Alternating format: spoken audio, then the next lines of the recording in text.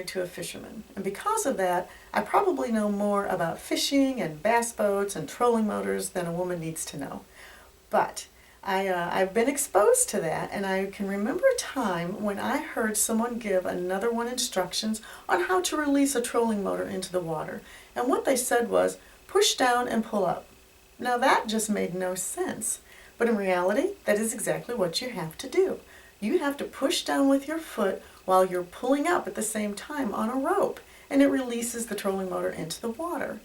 Well, when I was coming out of my depression, I heard a piece of advice that sounded as crazy to me as push down and pull up. It was when I was really just beginning to heal and I was chafing at limitations that I had. I wasn't able to do things like I used to do, and I didn't like it. Well, I was in a counseling session with my pastor's wife, and she heard me and she said these words: embrace your limitations and plan accordingly. Embrace my limitations? No, that made no sense. All my life I had lived by that mantra. I can do anything I set my mind to. So this was something I had to really ponder and stir around in my brain and think about, but I finally came to realize it is true. When we embrace our limitations and plan accordingly, we're setting healthy boundaries around ourselves, and it actually takes care of us and protects us. So I had an experience last week to practice this. I had a much busier week than normal, and I had planned on Friday being a normal day, and I could do my usual things that I needed to do. But when I woke up that morning, I discovered I was really tired. I mean that exhaustive, running on fumes kind of tired. And I had a choice. I could push past my limitations and do everything I planned to do and continue probably to cycle downward, or I could embrace my limitations and plan accordingly.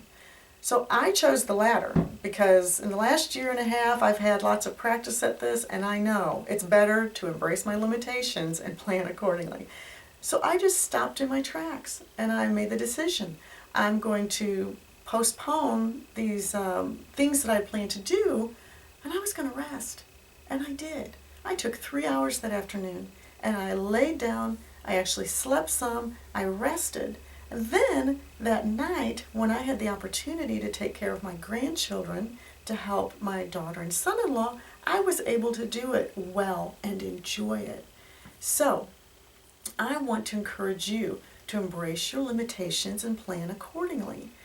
The Lord tells us in Matthew 22:37 through 39, love the Lord your God with all your heart and with all your soul and with all your mind. This is the first and greatest commandment.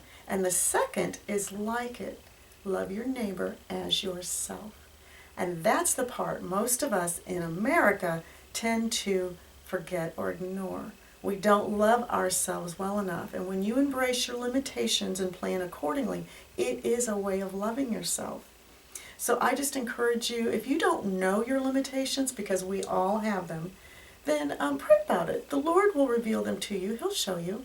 And then you can start recognizing them and planning accordingly. And you'll live a healthier and happier life. I pray this blesses you.